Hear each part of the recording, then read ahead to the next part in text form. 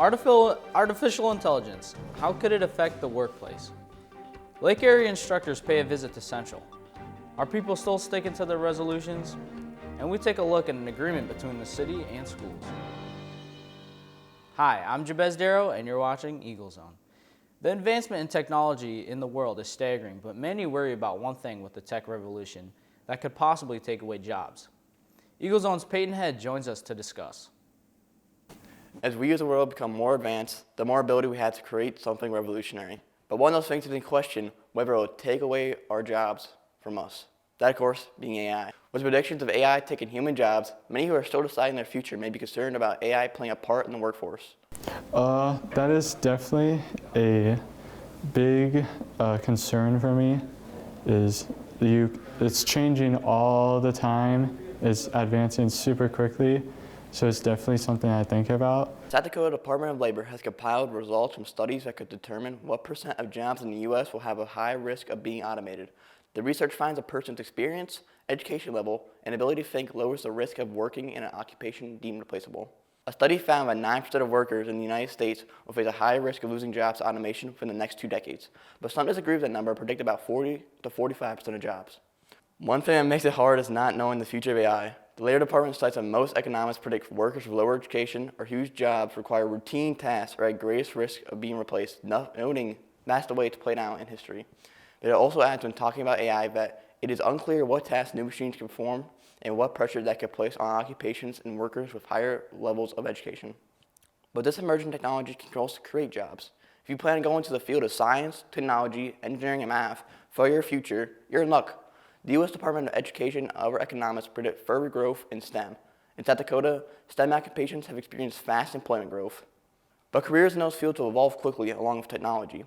Technology Director Josh Jensen says experts predict students today will need to change careers multiple times in their lifetimes to keep up. So it's important to develop skills now that will allow you to do so. So you need to be able to quickly adapt, you need to be able to learn quickly, and you need to be somewhat affluent with technology. People always say that they're not good with technology, but that's not true. Everybody's good with technology. We're the best civilization ever with technology. So don't give up if it's hard the first time, just keep working at it. He also adds communication and problem solving skills to that list. The state of South Dakota is attempting to bring the next big industry into the state. According to the governor's office, Dakota State University is one of only 10 post-secondary institutes in the United States that has received cyber operations, defense, and research designation from the National Security Agency and Homeland Security.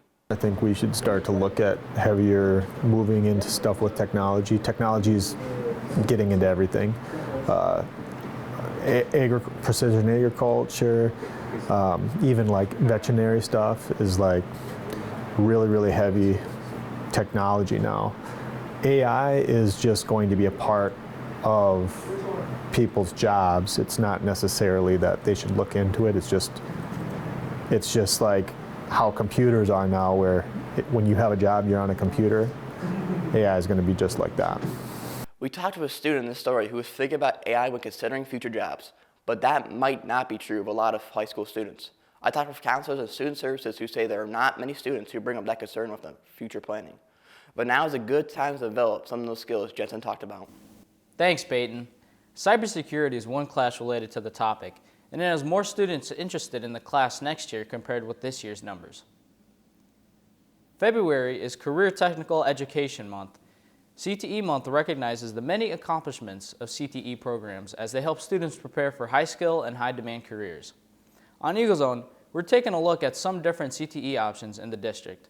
Watch the Eagle Zone Live episode from last week to see the Medical Careers Program. In 2 weeks, we'll have a story about a cyber roadshow hosted at Central. And this week, we take you down to the welding room. College reps will often come to student services to answer questions students might have, but we talked with representatives from Lake Area Tech and Watertown who spent the morning in a classroom instead. Voltage helps. With instructors from a technical college in front of his class, welding teacher Mike Lillis hopes students learn about more than just the skills that go into welding. I don't think that students generally think anything more than melting 2 pieces of steel together and throwing sparks around. I don't think they realize the magnitude of the welding industry and what's available to them as a career path and choice. Lillis invited Lake Area Tech welding instructors for students to have a better understanding of welding along with the future opportunities and career paths for them to pursue. We have companies coming to our school trying to recruit our students all the time.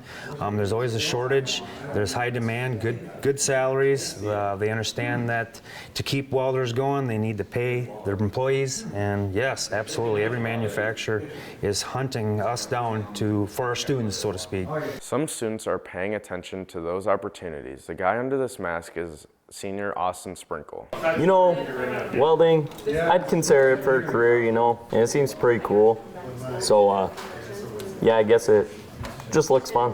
Lake Area Tech also came looking for potential chances of recruiting students of Aberdeen Central High School for welding and other hand-on career and tech ed programs.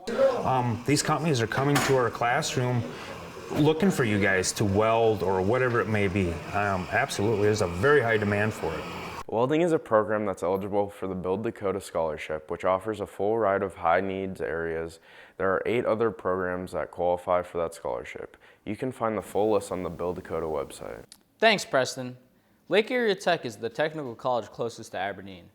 There are also schools in Sioux Falls, Mitchell, and Rapid City. Each has programs eligible for the Build Dakota Scholarship. That website where you can find more information is builddakotascholarships.com.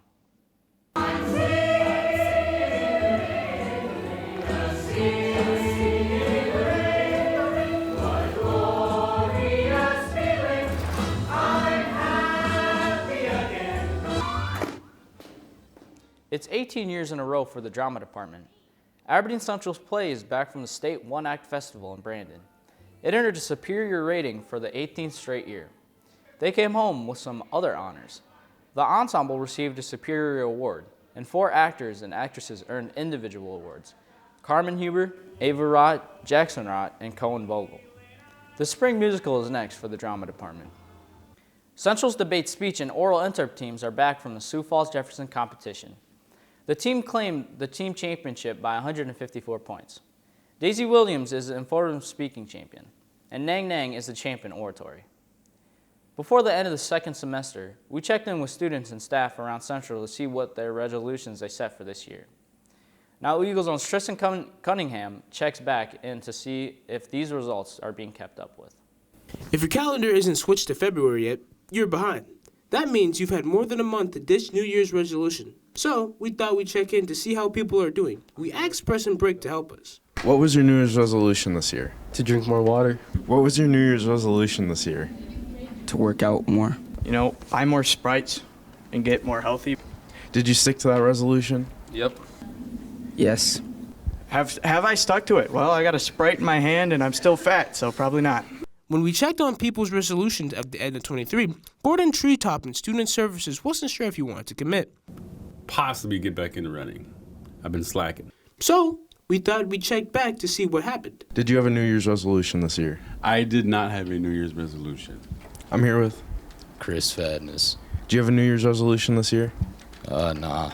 I'm here with Noah Nilsson. What was your New Year's resolution this year? My New Year's resolution this year was to drink more water. As you can see, he's sticking to it. That's 2 people that have stuck to the plan. If you want to be successful with a resolution, you might want to try that. We've also had a weightlifter in the story who's sticking to his resolution. So, is that as promising as the water? I'm here with Daggy Hansen. What was your New Year's resolution this year? To get in the gym and get big. Have you stuck to that resolution? No. Maybe not. If your New Year's resolution was a total flop, better luck next year. Thanks, Tristan. We're already past January, meaning that you still have 11 months to stick to your resolutions. We'll be right back after these messages created by media production students. Through the wasteland, through the highways, and on we'll go. Come on, man, that was my jam. Yellow. Bro, where are you? Class, it starts in 5 minutes. I'll be fine. Okay, well, Schaffhauser's gonna kill.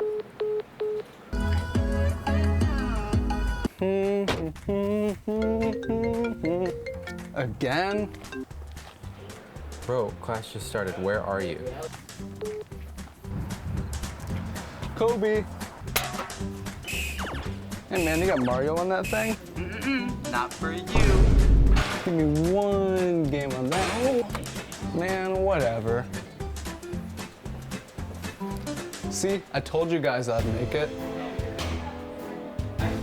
What are you guys looking at? He's right behind me, isn't he? Welcome back. Gavin Bitts joins us with sports. Starting off with the Golden Eagle wrestling team, where they faced the Brookings Bobcats in a duel. Every Aberdeen Central boy won their match either by pin, decision, and even forfeit. We will show a couple of clips from the duel, starting with Portazinski, where he tech-falled his opponent 16-1. Next, we are going to show some love to our heavyweights, starting with Aiden Giese pinning his opponent in 44 seconds. Following that match, onto our 285-pounder, Bryce Beetosbacher, where he pinned his opponent in a minute 33. Onto the girls' side of the duel, Madison Gillen pins her opponent off the blast double in a minute 35 into the match. 2 matches later, Allison Neitzel puts her opponent in a headlock and pins her in 21 seconds into the second period. Central's gymnastics team is headed to state. The Golden Eagles qualified for the team competition and 7 girls qualified individually. Johanna Jarrett in vault, bars, and beam. Addison Everson in vault, bars, and floor. Alexis Baumsberger in vault, beam, and floor. Reagan Lust in beam and floor. And Brecken Sainer in vault. Izzy Locker in bars, and Maddie Wahlberg in vault and bars. Now over to basketball. The boys host the number 1 seeded Harrisburg Tigers. Starting off with the game close in the first quarter, that's when the Golden Eagles have an out-of-bounds play when Oliver Reif finds Parker Lamar, who gets the ball and dribbles up to hit the mid-range shot. Now on to the fourth, with the game really close. With Aberdeen needing some momentum, that's when Grant Fritz finds the lane, who slams it home over the defender's head. In the same quarter, when Brendan Phillips is dribbling around the court, when he finds Jack Carlson for the game-sealing 3. The Golden Eagles go on to win this close game, 56-54. And the basketball teams have more options for practice. Colby Down has that story. Colby? The PC campus may be across town from Central, but it's helping Aberdeen sports teams. Now that the city of Aberdeen has the Strode Center and the Dome on PC's campus, it's opening more options for Aberdeen School District athletes. We have a joint use agreement with the city, and what that means is that the city can use our facilities and we can use theirs. The basketball teams are competing for gym time at Central. The Strode Center gives another option to practice. Wednesday night specifically can be busy at the high school because district policy requires all teams to be done with practice by 6. Basketball-wise, we really like to use the Strode Center because they have 2 courts and it's a nice facility. So it's great for us to get up there and practice. There are times where we have wrestling or gymnastics in our facility here on our own campus.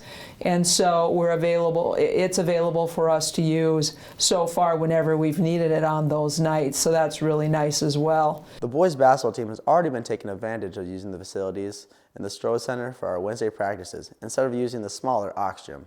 Some players on the team really like the idea of going to the Strode Center instead. Yeah, I like using it more than our gym because we have less teams in there and it's more like organized practice.